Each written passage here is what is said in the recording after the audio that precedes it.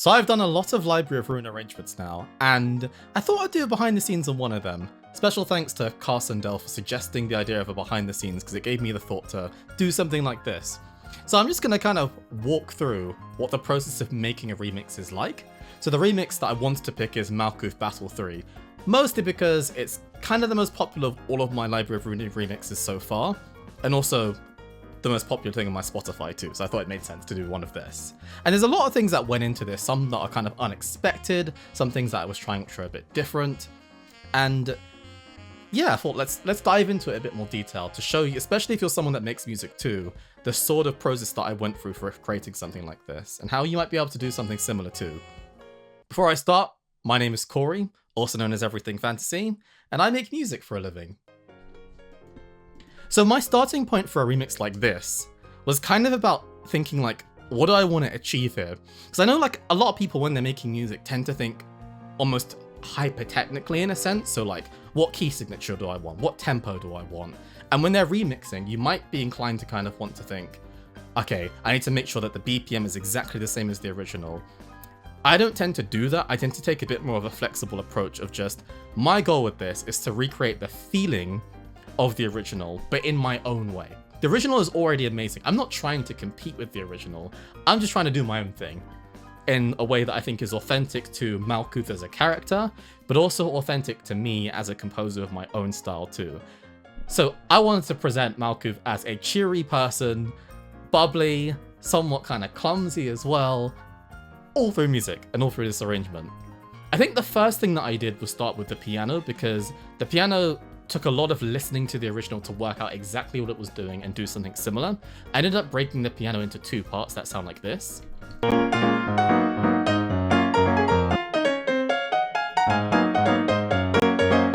The biggest thing here, I think that's quite interesting, is what the chords are doing. So I was playing all of these in on my keyboard.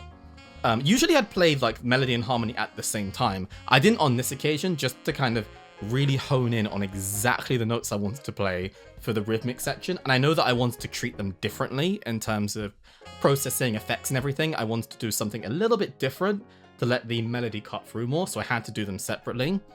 But the key thing is you'll notice a lot of fancy, interesting chords here. Seventh chords, sus chords, for example, inversions, partly through listening to the original, but also just kind of like trying something new. Like I like this bit.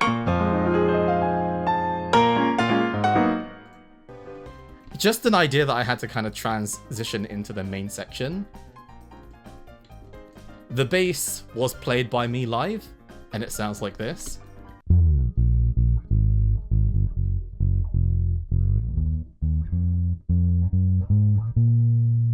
And with everything, it sounded like this.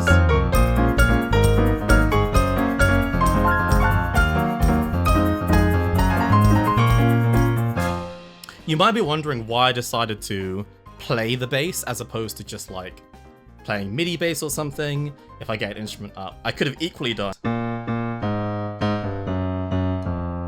I could have done that on a MIDI instrument and would have sounded okay. But the thing I really wanted were those slides.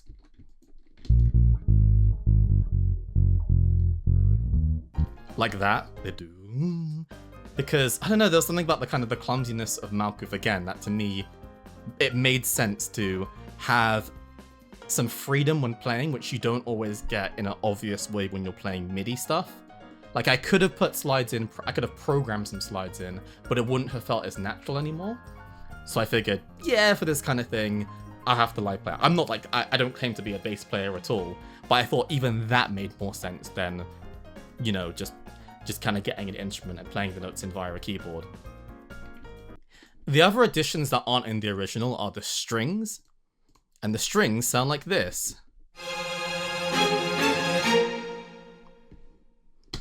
There are two things going on here. The first is we have cellos and violins playing tremolo. It's the shaky notes. And we also have strings playing spiccato to create the kind of disco-like sound. That sounds like this. Obviously very inspired by games like Persona. You know, the da-da, da-da, da-da-da-da-da-da-da. That kind of thing is what it was inspired by. And I kind of thought, this was one of those parts where I was like, I'm just going to add my own flair to this arrangement. It's not about trying to one-to-one recreate the original, but just do my own thing and kind of like...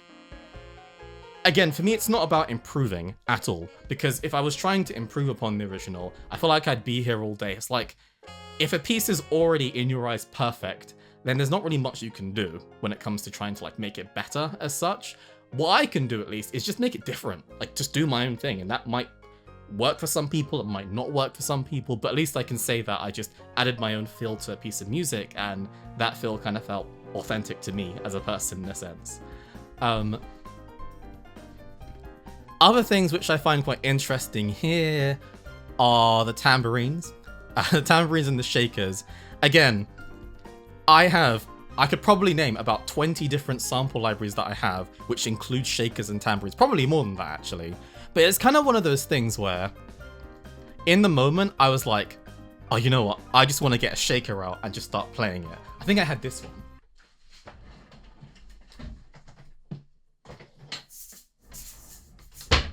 I don't know if I was using the green one or the blue one in the video. But I just wanted to have some fun and feel free and do whatever I want.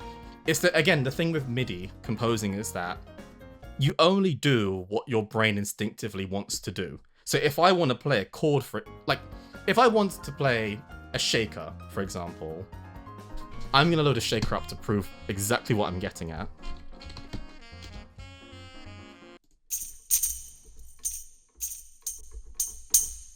Okay, I decided to pick a tambourine because it was easier to find. Here's what I mean, is that if I was playing tambourine via MIDI, I might do something like this.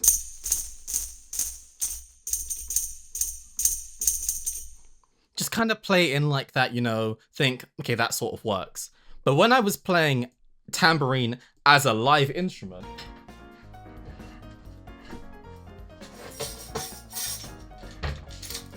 this, you just think to do certain things that you wouldn't normally think to do unless you were actually holding the instrument. So it ended up sounding like this. Random things. I thought sometimes I might shake the instrument, sometimes I might hit the instrument, sometimes I might go for a longer shake. You just get so much more flexibility, which is why, where possible, I do like to record something live if it makes sense. It doesn't always make sense. I'm not gonna try and learn the violin just to play that tremolo section, unless it made sense in a particular piece of music, but most of the time it wouldn't. And I kind of felt like all of those things, I'd like to think, in a weird way, this piece, the goal of this piece was to have as much fun making it, because if Malkuth were making a piece like this, she would be having as much fun as possible making it. And I just knew that taking out some of these instruments and just playing it live would be my way of trying to have fun as much as possible, and probably her way of trying to have fun. The drum kit isn't doing too much that's particularly interesting. A lot of those phrases were played in by hand, like this one. But it made sense, it was just kind of like a build up to the main section. We go to the point where the saxophone enters. I'm not really sure what gave me the idea to play saxophone into it, but I kind of just thought it probably made sense. It was one of those things where, like, imagine you're going into a shop, right? And in that shop, they suddenly say for a second, everything for 5 minutes can be bought for free. You're just going to be inclined to pick up stuff that you just never would have thought about picking up. That's the beauty about having access to instruments to be able to play, is that sometimes you just think, you know what, I just want to play saxophone now and just play this into it and see how it sounds.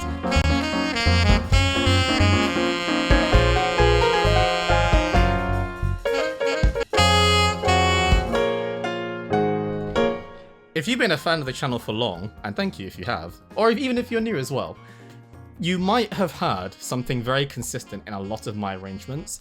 It happens in the hot arrangement, it happens in a lot of my danganronpa arrangements, particularly the jazzy one, is that I usually have a slow section where things kind of take a step back, and you'll see here at the top that the tempo does decrease. That's what happens next, we get that slow section. And usually I use that as a moment to either do one of two things. One is to reinforce the melody in a more of an expressive way. like to express the subtleties of a character.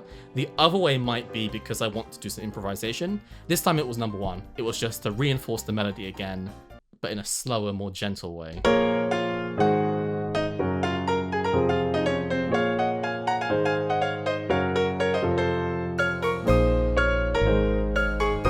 And then we're gonna get a build up.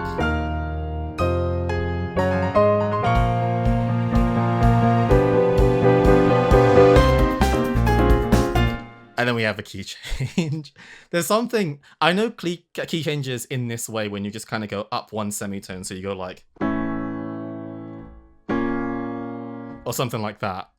They can feel sometimes a bit cringy and cliche, but there's still something so satisfying about them that I personally quite like for something like this. Where it's like because I knew I was only doing Malkuth Battle 3, I didn't want to do 1 and 2, just because I just really like 3. It's the only reason. I just really, really like 3. That's not to say I don't like 1 and 2. I was just kind of drawn to 3, and so I thought, I'm just going to do 3, and only 3. I might do 1 and 2 at a separate point, but I thought to myself, unless I start twisting the melody and doing something completely brand new, I'm just going to have to end the piece like here, unless I do something different, but I don't just want to play the melody again as it's written with no changes. I kind of want it to lead to something more exciting, and the easiest way to do that is to have a key change, the uplifting bit where things kind of feel like they're building and getting bigger, but not too big at the same time.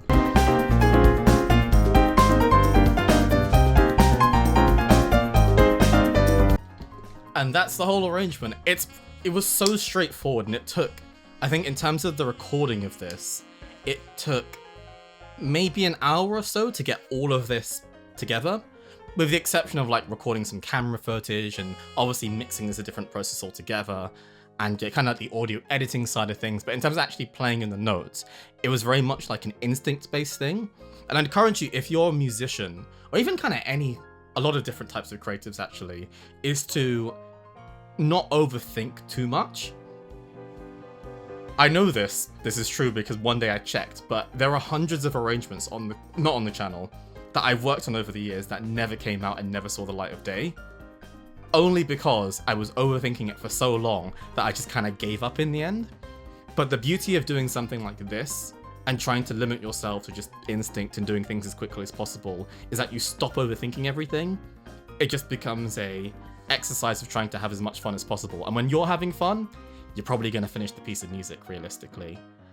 And I'm glad it's been well received as well, because I have a lot of fun making all of these arrangements on the channel, and they all kind of teach me something new about the way I make music, new techniques and skills and everything. So when I'm making music for an original video game, there are many of those that are in the pipeline, I can use some of these skills and kind of actually use them in practice for a soundtrack that I'm trying to develop.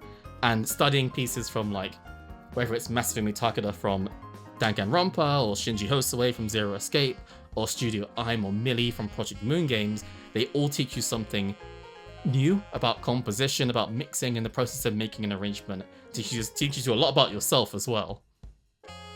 Pretty much, me learning to play the bass guitar, for example, has exclusively been done by making arrangements.